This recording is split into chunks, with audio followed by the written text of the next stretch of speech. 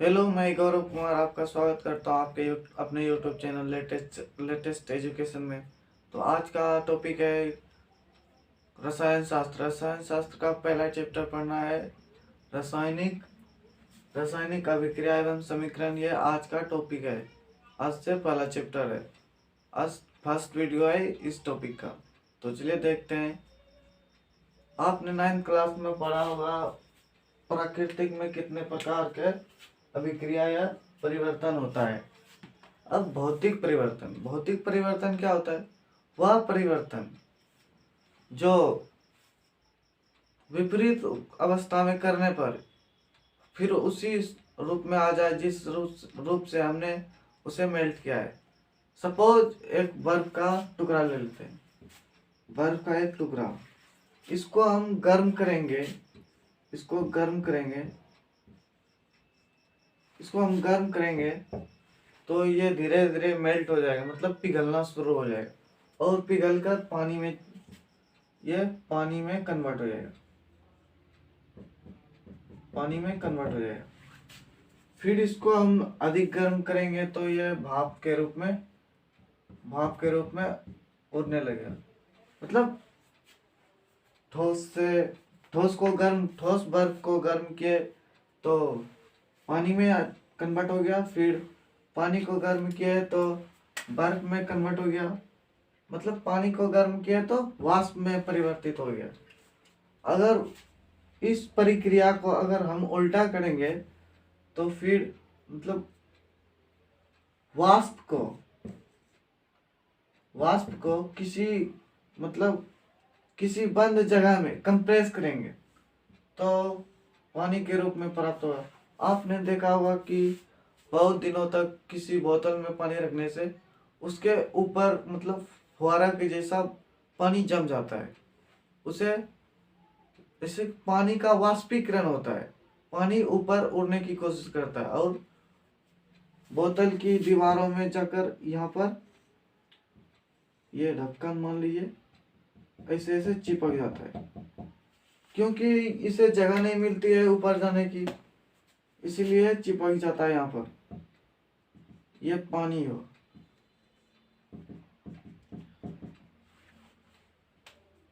और इसको अगर पानी को हम फ्रिज के अंदर रखते हैं तो ये बर्फ में बदल जाता है। इसी प्रक्रिया को हम भौतिक परिवर्तन कहते हैं। हमारे डेली लाइफ में भौतिक परिवर्तन होता रहता है। ये आप 9th क्लास में पढ़े होंगे। चलिए इसमें देख लेते हैं रासायनिक परिवर्तन क्या होता है और उसे कैसे पहचानेंगे कि ये रासायनिक परिवर्तन हो रहा है।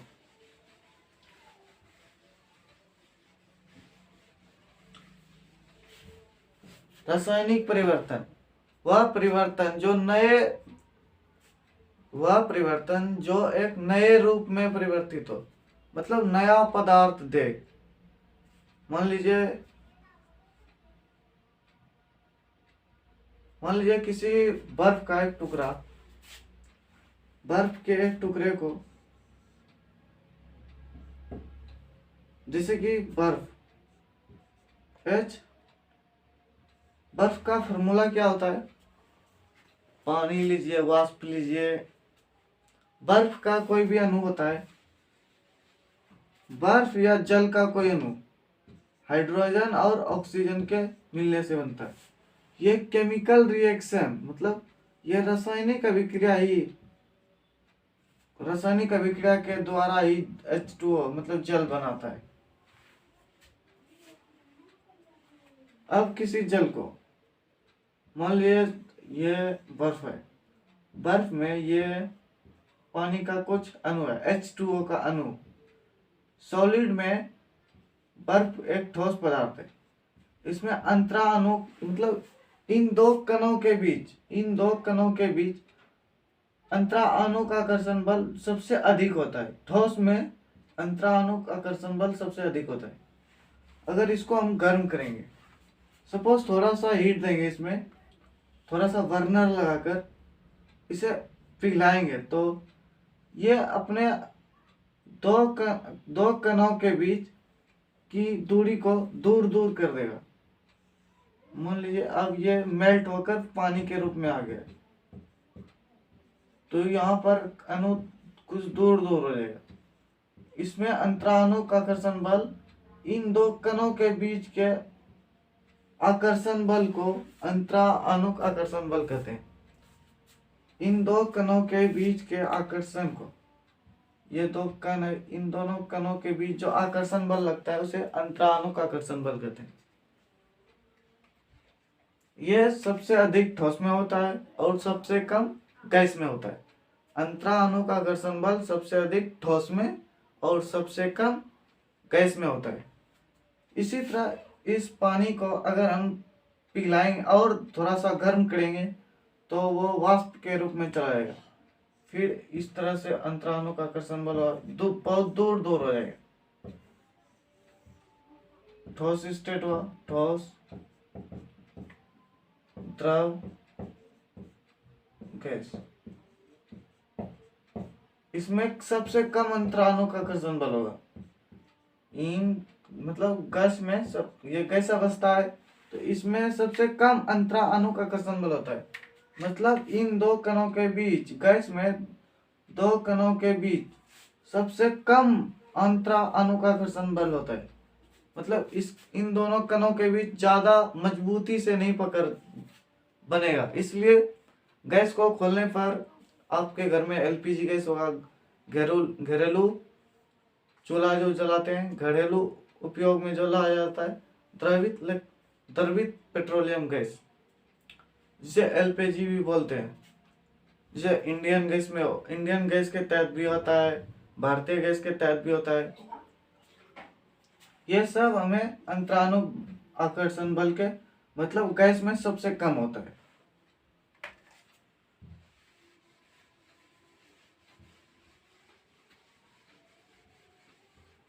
मान लीजिए हम ऑक्सीजन, वायु में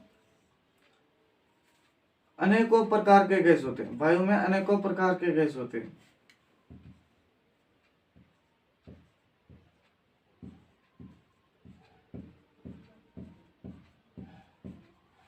इससे किसी अभिक्रिया द्वारा इससे ऑक्सीजन को अलग किया जाता है। ऑक्सीजन को हम अलग करेंगे, ऑक्सीजन को अलग करेंगे तो ये गैस के फॉर्म में हो गया।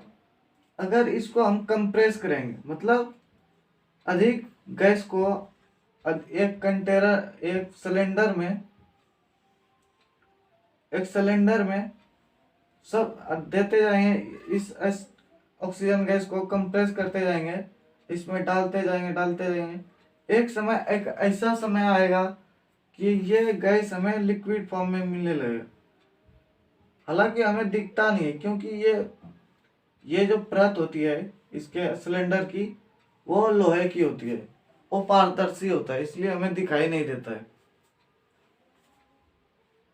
अगर हम इसको कंप्रेस करते जाएंगे और एक अचानक, तो ये इसका कलर, अभी तो फिलहाल हम ऑक्सीजन ले रहे हैं और CO2 छोड़ रहे हैं, क्या हमको पता है कि ऑक्सीजन का कैसा रंग है? नहीं। लेकिन इसको कंप्रेस करेंगे ना तो ये लिक्विड फॉर्म में आएगा तो ये नीला कलर का हो जाएगा, मतलब ब्लू कलर, ये नीले कलर का हो जाएगा, नीले रंग में परिवर्तित हो जाएगा। मतलब एक तरह से बोले तो रासायनिक अभिक्रिया के अंतर्गत तो रंग का भी परिवर्तन होता है। एक ये पहचान हो गया, अगर रंग परिवर्तित होता है किसी भी पदार्थ का एक अवस्था से दूसरे अवस्था में परिवर्तित करने से, उसे रासायनिक अभिक्रिया कहेंगे। आप ये कमेंट में आप लिखिएगा होमवर्क में, एलपीजी को जो कि घर में हम इस्तेमाल करते हैं, द्रवित पेट्रोलियम गैस, द्रवित पेट्रोलियम गैस, द्रवित पेट्रोलियम गैस, इसको हम अगर किसी गैस सिलेंडर में भरेंगे इस गैस को, तो वो लिक्विड में किस रंग का होगा ये आप कमेंट में लिखिएगा, नहीं तो नेक्स्ट वीडियो में बताएंगे।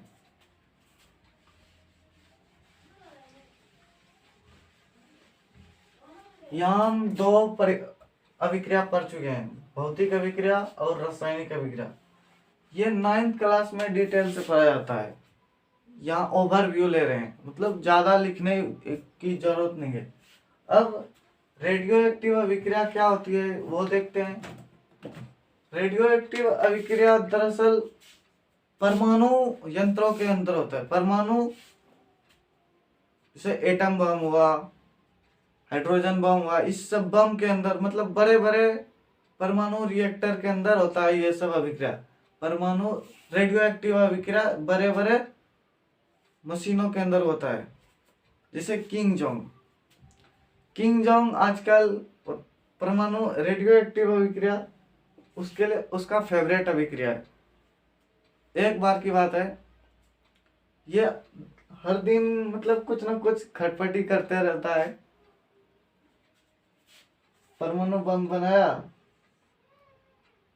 उसे लॉन्च किया और किसी दूसरे देश के सीमा से उसको घुरा के लेके आ जाता है, इस तरीके से।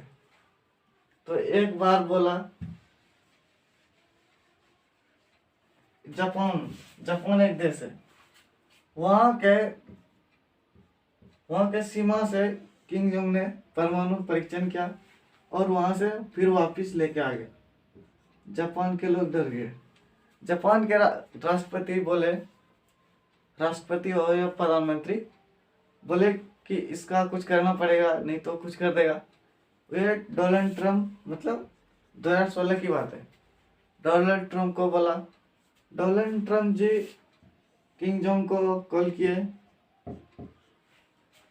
कि भाई ये सब बंद करो, कॉल पे। फिर ये किंग जोंग कुछ दिन के लिए रुक गए। फिर वो किए क्या, 3-4 दिन बाद दूसरा बनाया, दूसरा मिसाइल। अब की बार जापान के सीमा से नहीं, अब की बार अमेरिका की सीमा से घुमा के लेके आया, अमेरिका की सीमा से। अब भाई डोनाल्ड ट्रम्प भी डर गया, अमेरिका की सीमा से लेके आया तो डोनाल्ड ट्रम्प भी डर गया। अब ऐसे नहीं होगा, उससे खास मिलकर बात किया। बताओ, ऐसे किंग जोंग है। तो नेक्स्ट में देखते हैं अगर रेडियो एक्टिव अभिक्रिया होता क्या है। दो परमाणु, रेडियो एक्टिव अभिक्रिया परमाणु के नाभिक में होता है। परमाणु के नाभिक में क्या होता है, प्रोटॉन और न्यूट्रॉन। इलेक्ट्रॉन इसके बाहर आवारा की तरह घूमते रहता है, इलेक्ट्रॉन घूमते रहता है। न्यूट्रॉन और प्रोटॉन नाभिक में रहता है। अगर रेडियो एक्टिव अभिक्रिया होता किसे, ये पढ़ना है। तो परमाणु में इलेक्ट्रॉन देने और लेने से कुछ नहीं होता है, सिर्फ उसकी कुछ परिवर्तन होता है, लेकिन उसके नाभिक में कोई प्रभाव नहीं पड़ता है। अगर हम नाभिकीय रेडियो एक्टिव अभिक्रिया करेंगे तो ये परमाणु का नाभिक जो है ना, 2 टुकड़ों में विभाजित हो जाता है, मतलब 2 टुकड़ों में विभाजित हो जाता है, कुछ इस तरीके से। ये नाभिकीय अभिक्रिया भी कहा जाता है, रेडियो एक्टिव अभिक्रिया को नाभिकीय अभिक्रिया। लेकिन ये सबसे खतरनाक अभिक्रिया है, जो कि 1945 के दशक में हिरोशिमा और नागासाकी पर हो चुका है। लेकिन वहां के लोगों को अभी भी इस परमाणु रेडियो एक्टिव अभिक्रिया से निजात नहीं मिला है। इसलिए वहां अभी फिलहाल सूर्यमुखी सनफ्लावर की खेती की जा रही है, उस प्रभाव को कम करने के लिए। तो यहाँ तक ठीक है। अब चले आते हैं हम अपने विशेष टॉपिक पे। हमारा टॉपिक क्या है, रासायनिक प्रतिक्रिया। रासायनिक अभिक्रिया एक ऐसी प्रतिक्रिया है जो एक पदार्थ या एक से अधिक पदार्थ, एक भी हो सकता है पदार्थ, एक से अधिक भी हो सकता है, को नए पदार्थ में बदल जाता है। मतलब इसके गुण चेंज हो जाता है। कुछ नए पदार्थ में परिवर्तन हो जाता है। मान लीजिए एक हो सकता है पदार्थ, दो भी हो सकता है, दो से अधिक भी हो सकता है, या एक से अधिक भी हो सकता है। हाइड्रोजन हो गया, दो हाइड्रोजन के एटम और एक ऑक्सीजन के एटम, ये दोनों हाइड्रोजन और ऑक्सीजन अभिक्रिया करेंगे तो हमें क्या मिलता है? जल मिलता है। इन दो दो परमाणु है यहाँ, हाइड्रोजन का एक परमाणु और ऑक्सीजन के एक परमाणु और हाइड्रोजन के दो परमाणु, ये दोनों अभिक्रिया करके जल बनाते हैं। ये रासायनिक प्रतिक्रिया कहलाता है। NaCl, नमक, NaCl, ये देश का नमक, मतलब पतंजलि नमक या टाटा नमक देश का नमक, स्वदेशी नमक पतंजलि नमक। सोडियम के एक परमाणु और क्लोरीन के एक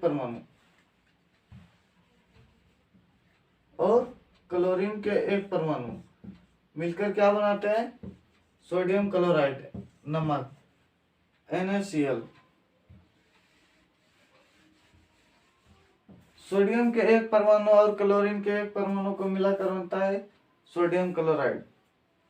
यहां तक तो ठीक है। अब रासायनिक प्रतिक्रिया के दौरान, रासायनिक अभिक्रिया के दौरान नए गुणों वाले पदार्थ बनते, मतलब इसके कुछ खास गुण है, इसके कुछ खास गुण है। ये दोनों अभिक्रिया करके एक नए खास गुणों वाले नए पदार्थ को जन्म देता है। मतलब खास गुण, मत ना इससे मिलेगा इसका गुण ना इससे मिलेगा, ना इसका गुण इससे मिलेगा। ये अलग प्रकार से व्यवहार करेगा। सोडियम अलग प्रकार से व्यवहार करता है, क्लोरीन अलग प्रकार से व्यवहार करता है। सोडियम को हम केरोसिन के तेल में रखते हैं, क्लोरीन हमें पानी में प्राप्त हो जाता है। जो ब्लीचिंग पाउडर मिलाया जाता है उसमें क्लोरीन की मात्रा जब ज़्यादा होती है। इन दोनों को मिला करके रासायनिक अभिक्रिया के अंतर्गत हमें क्या मिलता है? नमक। तो नमक क्या करते हैं? हम खाते हैं, ना ही इसको पानी में मिलाना पड़ता है, ना ही हमको केरोसिन तेल में रखना पड़ता है। ये सिर्फ खाने के उपयोग में आता है। सब्जी में डालो, मैगी में डालो, यहाँ तक ठीक।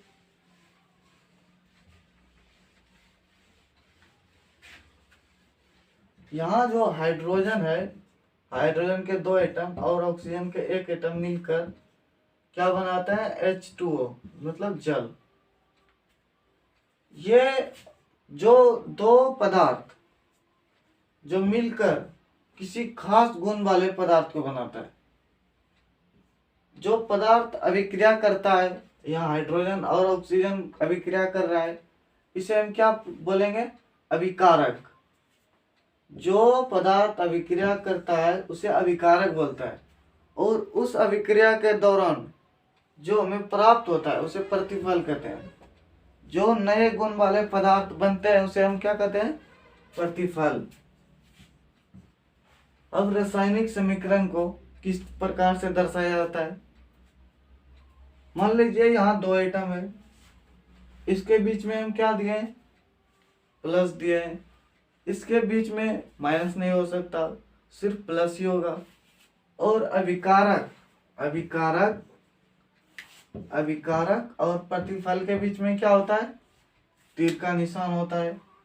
अभिकारक और प्रतिफल के बीच तीर का निशान होता है। प्रतिफल हमेशा तीर के ऊपरी हिस्से में होता है, लिखा जाता है, और अभिकारक को तीर के हमेशा पीछे के साइड लिखा जाता है। जरूरी नहीं कि प्रतिफल एक ही हो, प्रतिफल के बीच में भी अभिक्रिया हो सकती है। क्या हम हाइड्रोजन को इस तरह से मिलाएंगे तो हमें जल मिल जाएगा? नहीं, इससे कुछ एनर्जी देनी होती है, इलेक्ट्रिक हीट। इलेक्ट्रिक सप्लाई करेंगे, इसमें विद्युत धारा प्रवाहित करेंगे कुछ अधिक मात्रा में, अधिक वोल्ट से, तब हमें जल प्राप्त होगा। यहां तक ठीक है। अभिकारक और प्रतिफल क्या होता है? वे पदार्थ जो रासायनिक अभिक्रिया में भाग लेता है, बोले रासायनिक अभिक्रिया में भाग लेता है, यहाँ हाइड्रोजन और ऑक्सीजन भाग ले रहा है, उसे क्या बोलते हैं? अभिकारक। और जो चीज बनता है इससे, उसे हम क्या बोलते हैं? प्रतिफल। वे पदार्थ जो रासायनिक अभिक्रिया के फलस्वरूप बनते हैं, उत्पादक या प्रतिफल कहलाते हैं। अब जानेंगे कैसे कि ये कुछ तरीके रासायनिक परिवर्तन हो रहा है या भौतिक परिवर्तन। रासायनिक परिवर्तन को जानने के लिए कुछ खास नियम दिए गए हैं, जैसे कि गैस का निकलना। एक कागज का टुकड़ा लेते हैं हम, एक कागज का टुकड़ा, इसे हम जलाएंगे तो क्या होगा? धुआं निकलेगा, गैस निकलेगा। धुआं मतलब गैस निकलेगा। तो ये दर्शाता है कि ये रासायनिक अभिक्रिया हो रहा है। इसे हम फिर रिवर्स करके फिर इसे कागज के रूप में नहीं बदल सकते। यह एक तरीका हो गया इसको पहचानने का। दूसरा है रंग परिवर्तन। आपको कुछ देर पहले बताए थे, शुद्ध ऑक्सीजन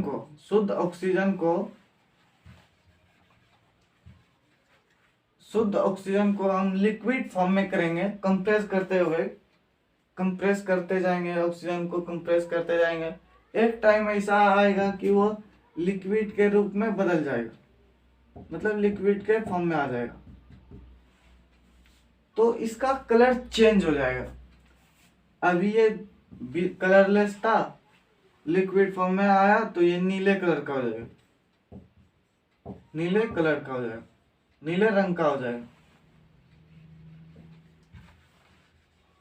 ये नीले रंग का हो जाएगा। ऑक्सीजन का द्रवित रूप नीले रंग का होता है, ये लिख लीजिएगा। ऑक्सीजन का द्रवित रूप नीले रंग का होता है, ये नीले कलर में हो जाएगा। तो ये रासायनिक अभिक्रिया हो गया। क्योंकि भौतिक अभिक्रिया के अंतर्गत हमें इस ऑक्सीजन को लिक्विड फॉर्म में नहीं कर सकते। भौतिक अभिक्रिया के अंतर्गत सिर्फ ठोस को द्रव में, द्रव को ठोस में बदल सकते हैं, या तो ठोस को गैस के रूप में करेंगे तो वो ऊर्ध्वपातित अभिक्रिया हो जाता है, ऊर्ध्वपातन अभिक्रिया। वो फिर भौतिक परिवर्तन के अंतर्गत नहीं आता है। रेयर केस में होता है कि भौतिक परिवर्तन के अंतर्गत आ जाता है। मान लीजिए कपूर को हम जलाएंगे तो गैस में हो जाएगा, फिर उसी गैस को कंप्रेस करेंगे, फिर वो ठोस के रूप में आ जाता है। ये भौतिक परिवर्तन के भी अंतर्गत होता है और ऊर्ध्वपातन अभिक्रिया के अंतर्गत भी।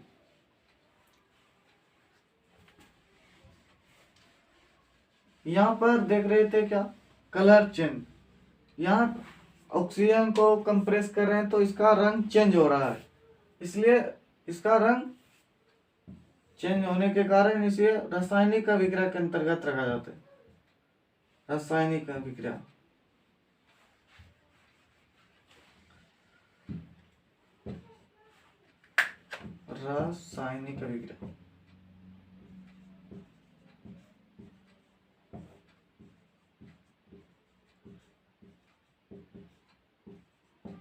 इसे रासायनिक अभिक्रिया के अंतर्गत रखा जाता है। तीसरा है अवस्था परिवर्तन। जरूरी नहीं है कि सिर्फ भौतिक अभिक्रिया के अंतर्गत ही अवस्था परिवर्तन होती है। जिसे मान लीजिए अभी जो पहले लिए थे क्वेश्चन, ऑक्सीजन को कंप्रेस किए तो लिक्विड फॉर्म में आ गया, उसका कलर भी चेंज हो गया, वो द्रवित रूप में आ गया। मतलब वो पहले कैसे था? गैस के रूप में। वो पहले गैस था, इसको कंप्रेस किया तो ये द्रव में बदल गया, ऑक्सीजन अब द्रव में बदल गया। इसका परावर्तित रंग भी हुआ।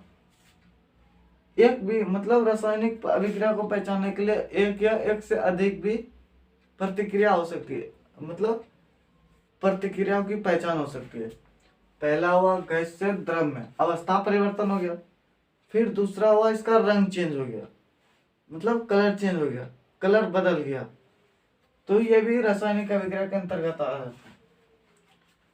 या अवस्था भी चेंज होगी, गैस से लिक्विड में आ गया। ताप परिवर्तन। अब ताप परिवर्तन होता क्या है? हम क्या करते हैं, एक हाइड्रोजन दो हाइड्रोजन एटम को और एक ऑक्सीजन एटम को कंप्रेस करेंगे, मतलब इसका ताप कुछ अलग होगा अभी, इसका ताप कुछ अलग होगा अभी।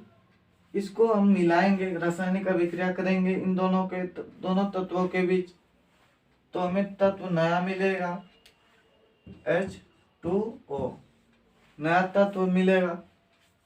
इन दोनों के ताप से इसका ताप अंतर होगा, मतलब इसका ताप अलग होगा, इन तत्वों के ताप अलग होंगे।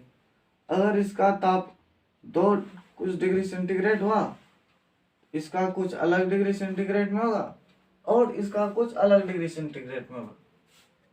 मतलब जल का क्वथनांक क्या होता है और गलनांक क्या होता है। मतलब जल ठोस रूप में होगा तो वो 0 डिग्री से अधिक सेंटीग्रेड के रूप में जाएगा, 0 डिग्री से आगे बढ़ेगा, 100 डिग्री सेंटीग्रेड पे वो उबलने लगता है जल, इसका ताप अलग हो गया। और 0 डिग्री सेंटीग्रेड पर जमने लगता है जल। ये रासायनिक अभिक्रिया के अंतर्गत आता है। हाइड्रोजन को आग के नजदीक ले जाएंगे, ऑक्सीजन के नजदीक, तो ये जलने लगता है और ये जलने में मदद करती है हाइड्रोजन को। लेकिन इसे इलेक्ट्रिक शॉक, मतलब किसी को करंट लगता है उस प्रकार से अचानक हाई पावर का इसमें इलेक्ट्रिक प्रभाव करेंगे तो ये जल में बदल जाएगा। ये इसमें ताप परिवर्तन भी हो गया। मतलब ताप परिवर्तन भी एक तरह से रासायनिक प्रतिक्रिया को दर्शाता है। अब वर्षण क्या होता है?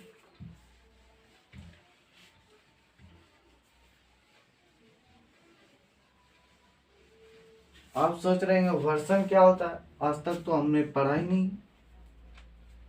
वर्षण जैसे कि कोई गैस उड़ता है, मतलब वाष्प उड़ता है, खाना बनाते हैं, ये तो पानी से कोई वाष्प उड़ता है, पानी उड़ के ज्यादा कहाँ है तो वायुमंडल में जाता है, वो बादल के रूप में परिवर्तित हो जाता है। यह किसके अंतर्गत आता है? कोई वाष्प अधिक मात्रा में उड़कर किसी बादल के रूप में परिवर्तित हो जाता है, वो किसके अंतर्गत है? वर्षण के अंतर्गत। दूसरा एग्जांपल इसका ले लेते हैं, समुद्र। समुद्र का आकार कुछ भी हो सकता है, समुद्र का कोई आकार नहीं होता है, समुद्र बहुत बड़ा होता है। पहले के जमाने में समुद्र का कोई विशेष आकृति नहीं हुआ करती थी। अभी तो डिजिटल है, किसी प्रकार से गूगल मैप निकालिए, पृथ्वी को देखिए। अगर हम रात में जाएंगे यहाँ समुद्र के किनारे तो रात को हमें क्या गर्मी महसूस होगी? समुद्र के किनारे गर्म लगेगा। और सुबह में जाएंगे तो हमें ठंड लगेगी।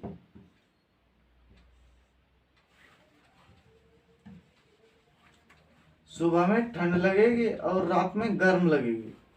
ऐसा क्यों?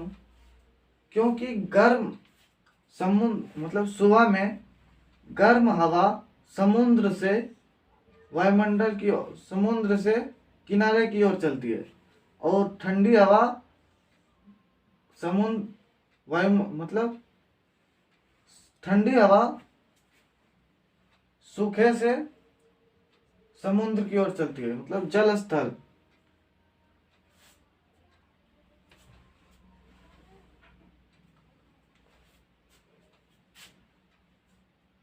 स्थल से मतलब स्थल से हवा समुद्र की ओर जाती है, इसलिए इस प्रक्रिया में हमें ठंड लगती है। और रात में क्या होता है, गर्म हवा, पानी तो रात में गर्म हो जाती है, सुबह में तो वो रात होती है। तो ये समुद्र की जो गर्मी है ना, हमें समुद्र के किनारे मिलती है। और जो रात में ठंड हवा होती है समुद्र के किनारे, वो समुद्र खींच लेता है अपने ओर। इस प्रतिक्रिया में वर्षण काम आता है, बादल का बनना हो गया, फिर बारिश का, बारिश जो होती है वर्षण के अंतर्गत आ जाती है। यहाँ तक समझ गए आप। अब मिलेंगे नेक्स्ट क्लास में।